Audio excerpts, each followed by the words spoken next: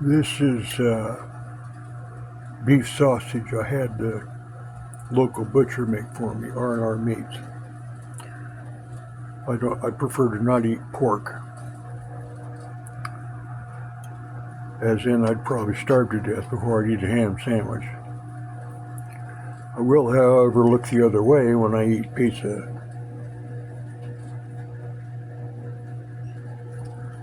When I was a boy, we would occasionally have, I should say regularly, have bread and gravy for supper. You may be wondering what kind of gravy it was. Well, it was the kind that had gravy in it. There was no meat. Sometimes we'd have scrambled eggs.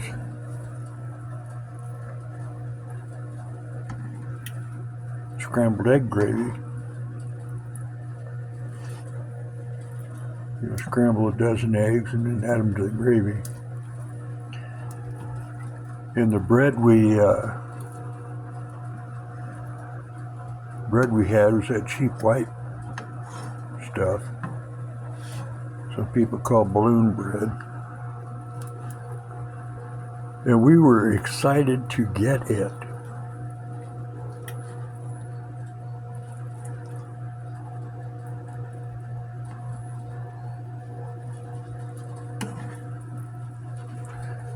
There's a song, an old song about bread and gravy. Unfortunately for you, I'm going to sing it for you. On Monday we have bread and gravy. On Tuesdays it's gravy and bread. On Wednesdays and Thursdays it's gravy on toast. But that's only gravy on bread. On Friday it's rye bread and gravy. On Saturday whole wheat instead. Sunday's a treat. We don't eat no meat. Just gravy without any bread. You're welcome.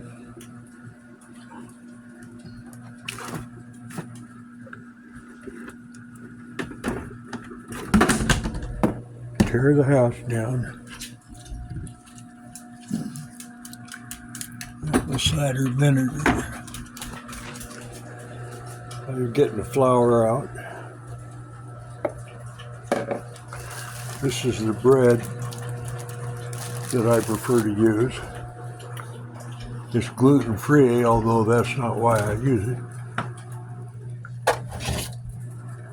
It's a combination of grains. If you look up Ezekiel 4:9 in the Bible, you'll see this recipe. The different, I'll put this a little closer. Wheat, barley, beans, lentils, millet, and spelt. This is made out of those sprouts and those grains.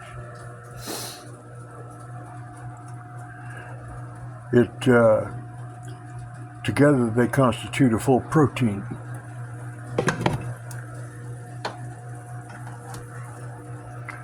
So it's not only protein, it's carbs, good carbs, it's high in fiber. It's the most nutritious bread you can buy. It costs $6 or $7 a loaf, which I tend to be very frugal. For example, this buying any meat for me is extravagant. I usually just get Tillamook cheese, and that's my dairy protein. So normally, if I was being just frugal, I wouldn't buy this kind of bread. But I look at food as being fuel.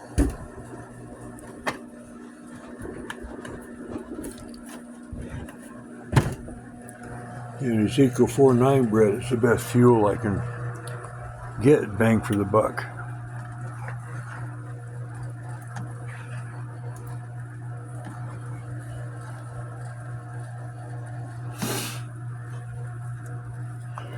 And there's different kinds of, it's like you can get the Ezekiel bread with flax seeds. You can get raisin bread. You can get bagels. But what they charge for bagels is way out of my league.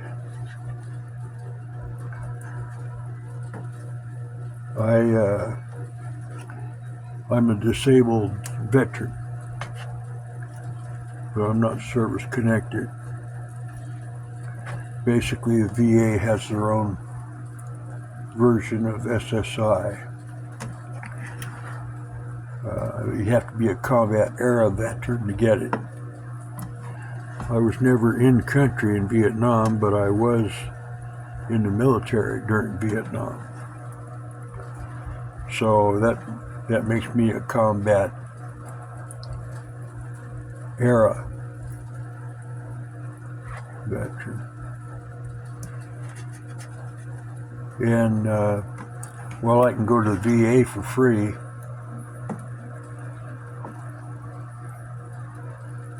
Most of the doctors who work for VA do so because you can't sue government doctors.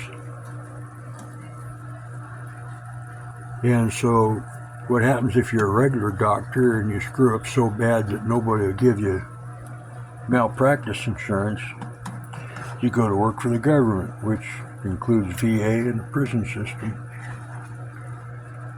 Also the nut house system.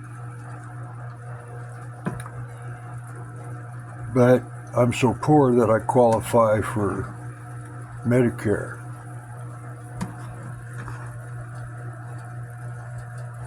In California, historically, they give you more money for SSI because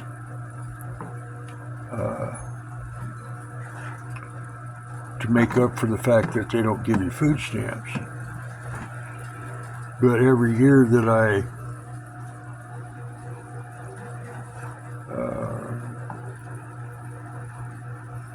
got to do paperwork that I'm still poor and useless. And they keep sending me food stamp applications. So this time they sent me food stamp applications that were already filled out. So I went ahead and turned them in. Went to an interview. And I'm waiting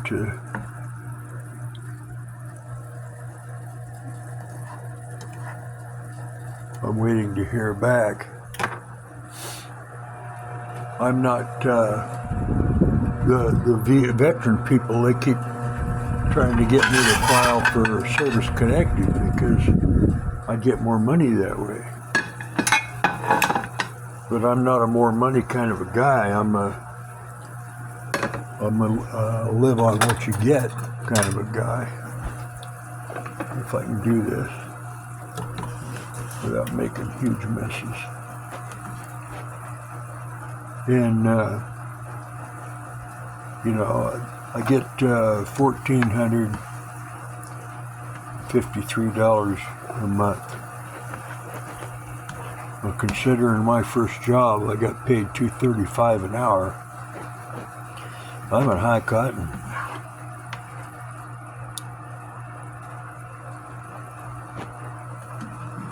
I bought that new skillet there.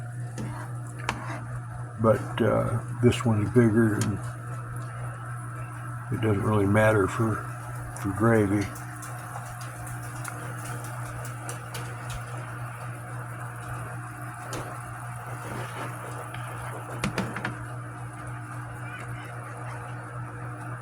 A lot of people, when they make sausage and gravy, they just put the flour in with the sausage.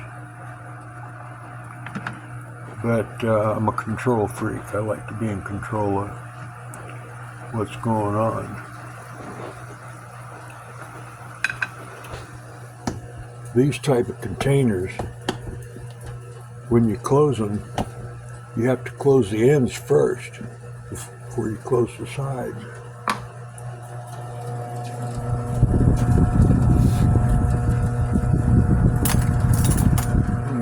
this. Normally I'd use a cast iron skillet and a fork, but I live with my sister and her husband, and they don't do cast iron skillets, so that's quite a bit of flour. I probably could have judged that better. It used to be when I'd make gravy that I'd end up with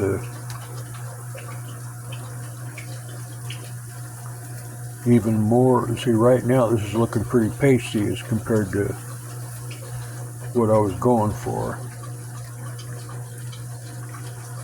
But historically, when I'd make gravy, it wouldn't be nearly this runny. So you want to cook the flour for a little bit, because otherwise your gravy will taste like raw flour. And they got what they call a peanut butter roux. This is what I'm doing right here is called a roux. I think it's R-U-E maybe. Maybe it's R-O-U-H, I don't know. Dog's barking. She's all pissed off at a flea. See, this is sticking, which is why I got a new pan, because this pan's got wore out.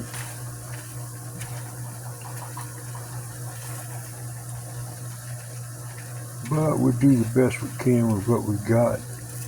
So anyway, in a perfect world, you'd want your flour to cook until it's the color of peanut butter. But you got to be careful not to cook it too long, or you'll burn the flour. What that does is the peanut butter roux gives you a better flavor profile. But one of the problems is the longer you cook the flour, oh, get out of there. I opened the milk bottle and a fly immediately flew in. The more you cook the flour, the less thickening power it has. So it's kind of a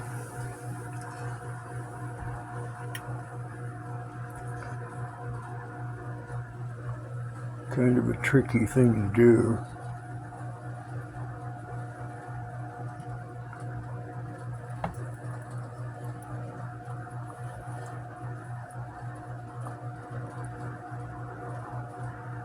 They have a flour that's called Wonder Flour. Let's see. Should be some here.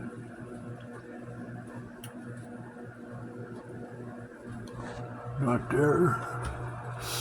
Not in my kitchen, so I'm not seeing any. Anyway, Wonder Flour, it's like that instant gravy. You just mix water. So you can take Wonder Flour and, like, homemade beef stock or chicken stock, and use it to make gravy, and it thickens. It'll thicken the gravy up without lumps. Imagine theoretically I could use Wonder Flour and milk instead of the flour, but flavor probably would not be as good.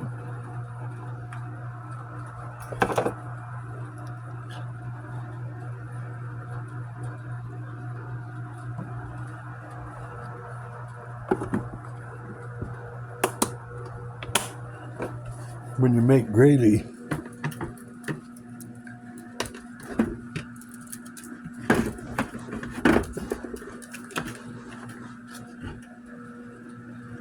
basically, when it comes to a boil, that's as thick as it's going to get. So then if you have Wonder Flour, you could probably mix some with milk and add it to the gravy, and it'd probably work just fine. But the thing is if you get it to where it's the thickness you want in the pan, it'll be too thick once you take it out of the pan. Because once you cook it and it cools down, it's thicker.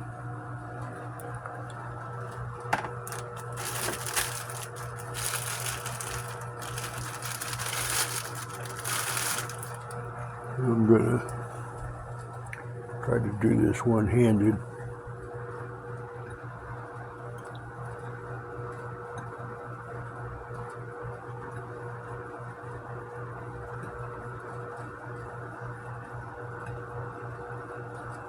I've been known to just use whole slices and add gravy to it instead of tearing it apart, but I like it better if I've got the bread already torn pieces.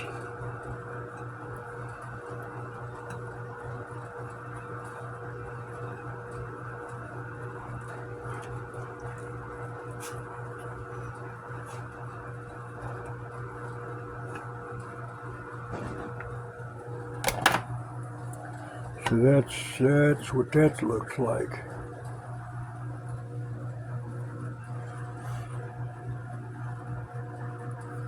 Looks like it's starting to thicken up.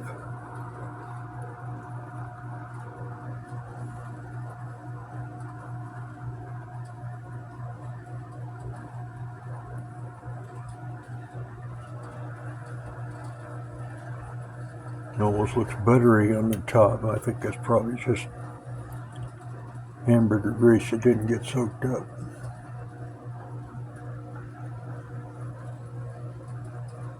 I would say never ever ever use store-bought beef stock or chicken stock.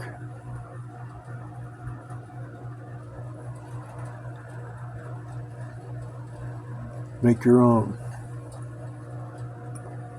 There's an old joke that when they make commercial chicken stock, there's at least a chicken in the room, because it's mostly just salt and water. If you roast a turkey,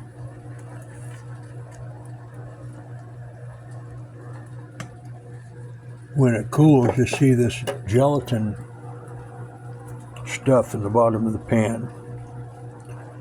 That's also what they call flavor. And you're never going to get that in store-bought stock or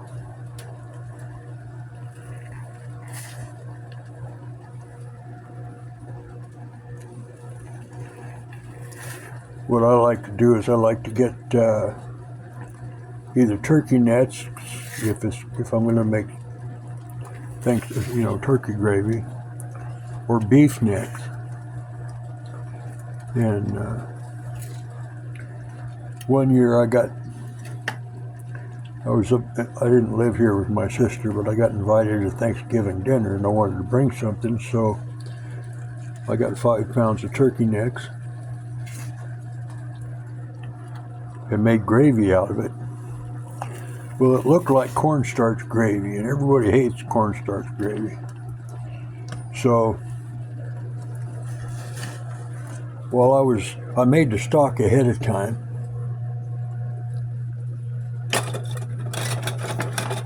And so when I was finishing the gravy here at this stove, people come up to see what was cooking, and they'd see that what looked like cornstarch gravy. And they said, "No, I'm not eating any of that." Okay, fine. I'm good with that. I'll clean up my stove after I get done here. So I fixed my plate, and when I went back for seconds, there was just enough gravy left in the pan. And we're talking a good 2/3 of a gallon of gravy.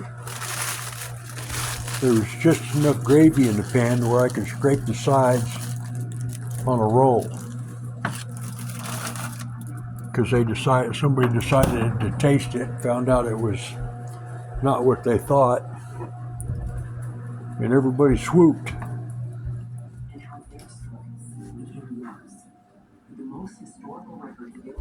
Anyway, the dogs and I are now going to my room. My room is a disaster. For those of you scurrying at home,